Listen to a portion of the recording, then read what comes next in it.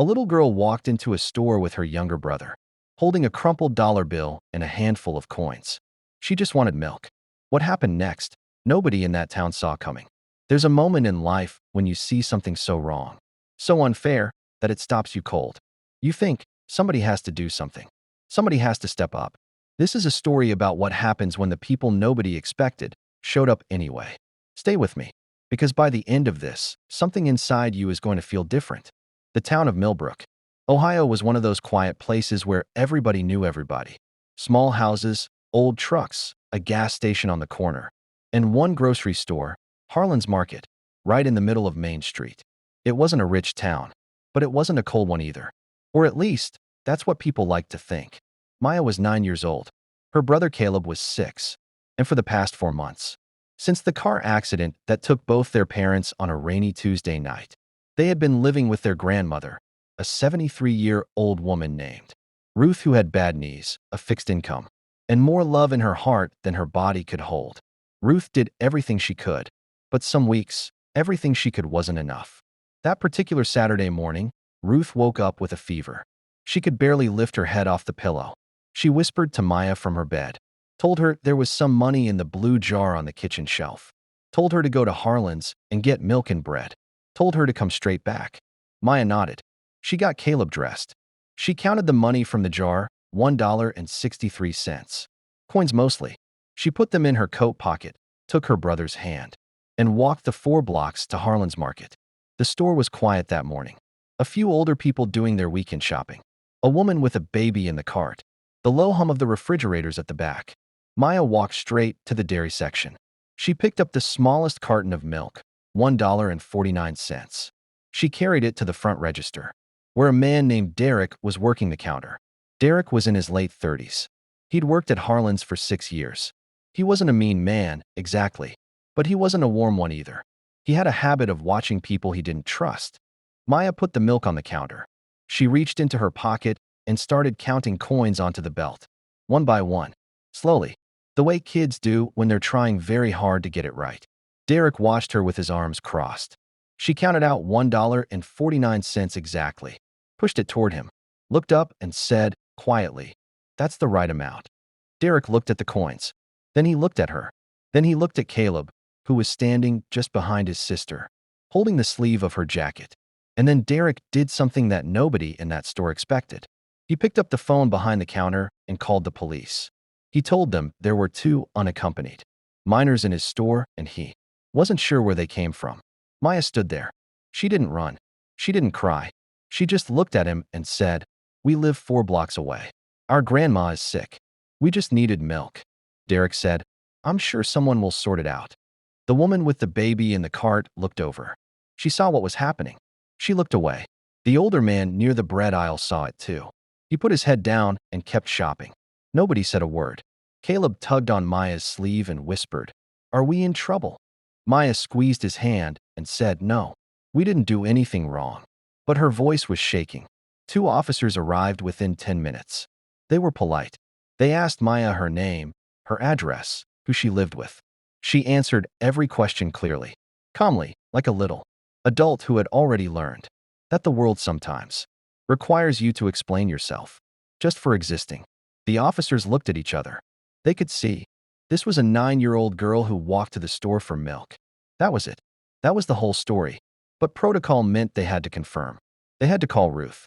And Ruth, sick and scared, could barely speak on the phone. She was crying, asking if her grandchildren were okay, asking what she had done wrong.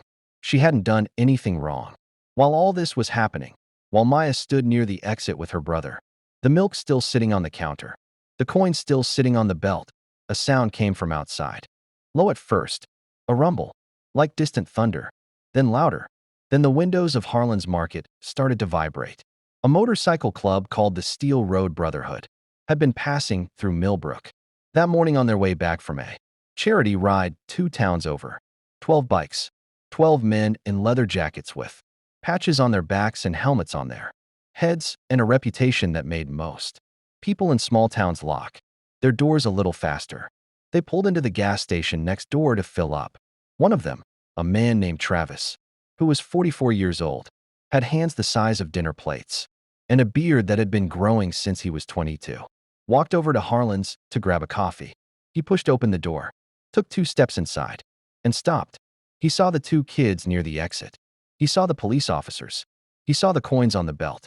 He saw the milk sitting there, not yet purchased, not yet in anyone's hands. Travis had been riding with the Steel Road Brotherhood for 18 years. He had seen a lot of things. He was not a man who got surprised easily. But something about this particular scene, a little girl standing straight, holding her brother's hand, refusing to cry in front of strangers, hit him somewhere deep. He walked up to the nearest officer and said, "What's going on here?"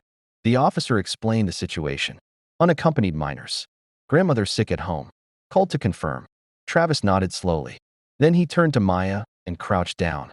This giant man in a leather jacket crouching down to be at eye level with a 9-year-old girl. And he said, "Hey, what's your name?" She looked at him. She wasn't scared. She said, "Maya." "Maya, that's a good name." He nodded at Caleb. "And who's this?" "My brother Caleb. He's 6. Travis looked at the milk on the counter. He looked at the coins. He stood back up and walked to the counter and said to Derek, "Ring it up." Derek blinked. "The situation is being handled by—" "Ring it up," Travis said again. Calm. Flat. Not loud. Just certain. Derek rang it up. Travis paid for the milk. Then he turned back to Maya and handed it to her. He said, "You counted right, by the way. I saw the coins. You had the exact amount." Maya looked at the milk in her hands. Then she looked up at him and said something that nobody in that store was ready for. She said, "Thank you. We don't have much money right now. But when me and Caleb grow up, we'll pay you back. We promise." The store went completely silent. Travis didn't say anything for a moment. He just looked at her. This little girl, no parents. Sick grandmother, 4 blocks from home. Standing in a grocery store where a grown man had called the police on her for buying milk with the correct change, and she was talking about paying it back when she grows up. Travis turned around and walked outside. He stood in the parking lot for a second. Then he pulled off his helmet and pressed his hand against his face. One of his guys, a man named Brock, who had ridden with Travis for 11 years and had never once seen him, emotional, walked over and said, "You okay?" Travis didn't answer right away. He just said, "Go inside. Look at those kids and tell me you're okay." Brock went inside. He came back out 30 seconds later, and he wasn't okay either. Within 5 minutes, all 12 bikers were inside Harlan's Market. And what happened in the next hour became something that people in Millbrook talked about for years. They didn't make a scene. They didn't threaten anyone. They just started shopping. Travis walked every aisle and filled 2 carts, not 1, 2, with groceries. Milk, bread, eggs, canned food, rice, pasta, juice, medicine, fruit. Enough to fill a kitchen for weeks. He handed the carts to the officers and said, "Can you help get this to the grandmother's house? Her name is Ruth." "Maya, what's the address?" Maya told him. One of the officers, a younger guy named Officer Daniels, who had been on the job for 3 years and thought he had seen most things by now, wrote it down. His hand was not entirely steady.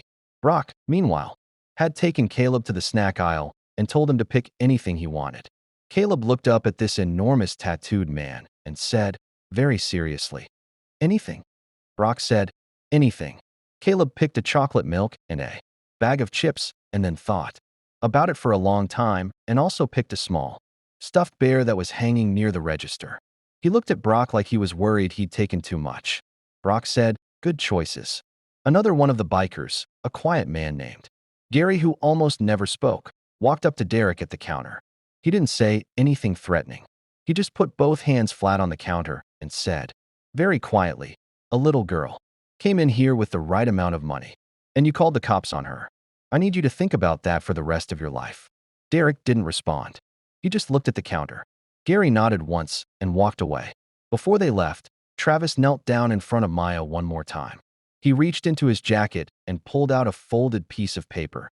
It was a card, actually, with the Steel Road Brotherhood's contact information on it. They did charity work, fundraisers, toy drives. Had for years. Most people didn't know that part. He held it out to her and said, "If your grandma ever needs anything at all, you call that number." Maya took the card carefully with both hands. "The way you hold something you know matters." Then she said, "Why are you helping us?" You don't know us." Travis was quiet for a second. Then he said, "I lost my mom when I was 8. My little sister and I used to walk to the store too. Somebody helped us once when they didn't have to." He paused. "I've been paying it back ever since." Maya nodded like she understood completely. Then she did something that broke every single person in that building. She reached up with her small hand, and she patted Travis on the arm, like she was comforting him.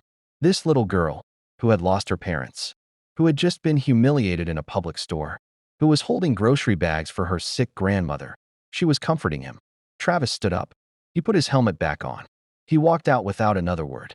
12 motorcycles pulled out of that parking lot a few minutes later. Loud, rolling, shaking the glass one more time as they went. Officer Daniels helped carry the groceries to Ruth's house.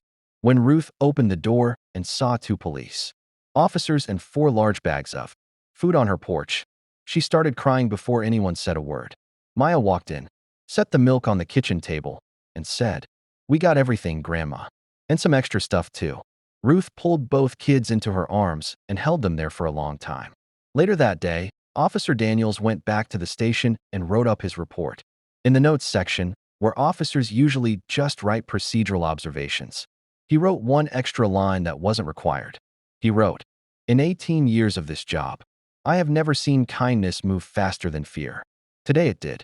Word spread the way word always spreads in small towns, slowly, then all at once. Someone who had been in the store that morning told a neighbor. The neighbor told someone at church. By Sunday evening, the story of the 2 orphaned kids and the biker who paid for their milk was all over Millbrook. People started showing up at Ruth's house. Not in a noisy way, just quietly. A bag of groceries left on the porch. An envelope with some cash slipped under the door. A woman from the church who came twice a week to help Ruth with her knees. A retired teacher who started tutoring Maya and Caleb for free on Wednesday afternoons.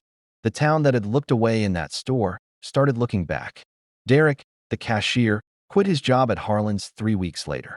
He never explained why publicly, but people who knew him said he wasn't sleeping well, that what Gary had said to him had stayed with him in a way he hadn't expected. Sometimes the quietest words are the loudest ones. Travis and the Steel Road Brotherhood came back through Millbrook 2 months later. They didn't announce it. They just showed up on a Saturday morning, knocked on Ruth's door, and spent 3 hours fixing her porch steps, patching a leak in her roof, and replacing the broken lock on her back door. Caleb followed Travis around the whole time, handing him tools he didn't ask for and asking questions about motorcycles that had no quick answers. Travis answered every single one. Before they left, Maya found Travis in the front yard. She had something in her hand, a drawing she had made. 2 stick figures on motorcycles, big helmets, leather jackets, and underneath, in careful, uneven handwriting, it said, "The people who showed up when nobody else did." Travis folded it and put it in the inside pocket of his jacket. He still has it. Here's the thing about that day in Harlan's Market. The moment that actually changed everything wasn't when Travis paid for the milk. It was when Maya looked at a stranger who had just done something kind for her and said, "We'll pay you back when we grow up." She wasn't asking for charity. She wasn't broken by what had happened. She was 9 years old. She had nothing. And she was already thinking about the future, about keeping her word, about being the kind of person who pays things back. That little girl, who had every reason to give up on people, hadn't. And somehow, in the middle of a quiet grocery store on a Saturday morning, she reminded 12 tough men in leather jackets, and 2 police officers, and a whole town that had stopped paying attention, what it actually means to be human. You don't have to be rich to be generous. You don't have to be powerful to show up. You just have to notice. And then you have to do something about it.